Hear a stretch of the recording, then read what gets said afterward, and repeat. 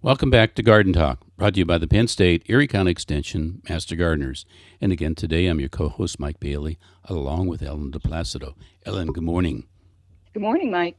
Hey, last time around we talked about hanging baskets, but today we're going to kind of stay a little bit in that vein. We're going to talk a little bit hmm about container gardening. And we've kind Okay. of said some things about that in the past, but I don't think we've ever kind of connected all the dots, okay? And I think we want to do something like that today. And container gardening is, not just for those individuals who lack yard space. It's really kind of for everyone. Even though we have a good sized yard here, I still use some containers because they hmm add a nice little accent piece, okay, and a little bit of a variety to what I have in the yard. So it looks pretty good. But when you hmm talk about, container gardening, Ellen, where should somebody start? Okay, I mean, is there a particular container you need? well, not really. Your container can be just about anything, but there are some criteria that you want to make sure that you meet. Um, and when I talk about container selection, it depends on what you want to use that container for. If you want it for decorative purposes, you might want to check out what you like, the color and what kind of material. However, more important is make sure you select the right size. Make sure that it will fit whatever you want to plant in that container.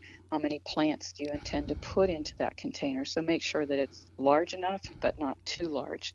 And very important, there should be drainage holes in the bottom.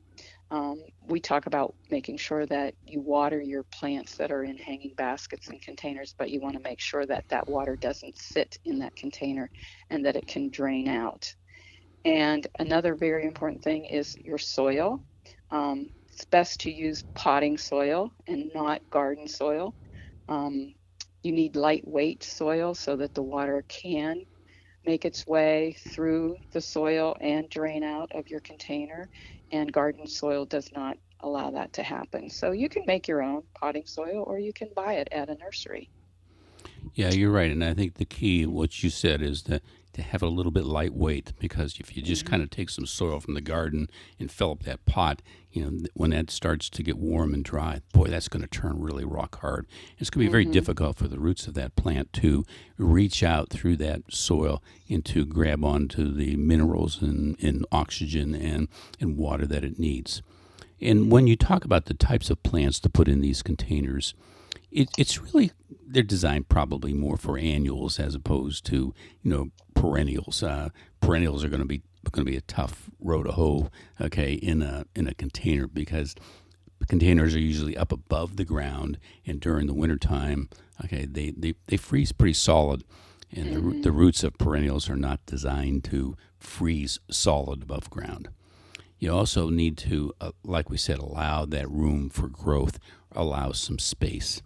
So the keys are going to be coming down to, proper watering. Okay, check it every couple of days. I know Ellen likes to use the finger test where she digs down in and sticks her fingers down in her. How's it feel? And that's a very good way of doing it. Mm-hmm. Most of these containers, they're not like hanging baskets. So you're not going to lift them up and see how heavy they are. No, you got to have a Right. way of checking the water component, and they need to be Mm-hmm. fertilized as needed. Just don't overdo it because if you overdo it, you'll get a lot of vegetative growth, but you won't get the flowers or the fruit that you want. So keep that in mind. And I think probably maybe once every 3 or 4 weeks, not too much different than the hanging baskets. Add some diluted liquid fertilizer to those things.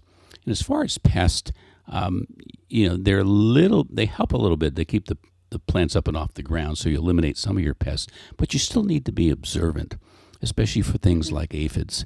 And some of the pests can be handpicked, but the aphids are kind of difficult. You almost need to apply some insecticidal soap, okay, to help control those. But Ellen, Okay. when we talk about the plants, Mm-hmm. you can talk about vegetables or you can talk about flowers, correct? Oh, absolutely. You know, so what are some of the things that you might use? Oh, okay. And I do want to reiterate that, container gardening isn't just about flowers, it's also about vegetables. You just want to make sure that you don't plant anything that's too big. your vegetables, herbs do very, very well in a container, and plants like lettuce and spinach and radishes and scallions. And you can also plant tomatoes and peppers in there. I guess you just want to be very careful of how many of those that you would put into one container. And a lot of people do like to plant the cherry tomatoes. They have like maybe a nice patio and they plant their tomatoes in a container, and that works real well. As far as flowers, there's a lot of varieties that do very well in containers. And like we said before, it would probably be mostly annuals. Mike had mentioned that if you have a perennial in there, you would have to find a way to protect it over the winter because those roots could freeze in that cold temperature. Right. And then Mm. Ellen, you have a little a My nice way of favorite. designing a flower pot, and Right, it's picked up on this title of thrillers, fillers, and spillers. Okay, I right. told her it Uh-huh. sounded like my kids' names, but or at least how they acted. But Right. tell our listeners about that particular approach to container gardening, please. Okay, I really like this. Thrillers are the plants that add height and vertical elements to your container. And they're usually ones that you would plant in the center of your container. But if your container is kind of hidden and only one side of that container or planter shows, you might want to place them in the back. And when I'm talking about thrillers, I'm talking about spikes, or the canna lilies are great, and other tall ornamental grasses. But a thriller then is something that adds height to your container. As far as fillers, sometimes you think, oh, what am I going to put in this? It looks empty.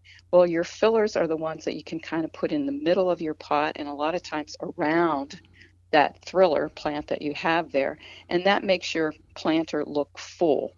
And there's a lot of different filler plants that you can use, such as the low growing perennial, which is Latiana, Nem- Nemesia, which is your annual snapdragon, and a coleus, for example. But there's plenty that you can put in there.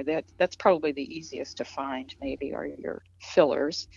And now, okay, so you have those two in there, and then you can put some spillers in, and you add these last. And they're the trailing plants that hang over the edge of the planter. And you plant those close to the edge of the pot. And some examples of that, which I use all the time, are the sweet potato vines and the trailing petunias. But there's also creeping jenny. And, you could just go to the nursery and pick those plants out and enjoy yourself, and they'll look beautiful. Oh, So, Ellen, that's wonderful.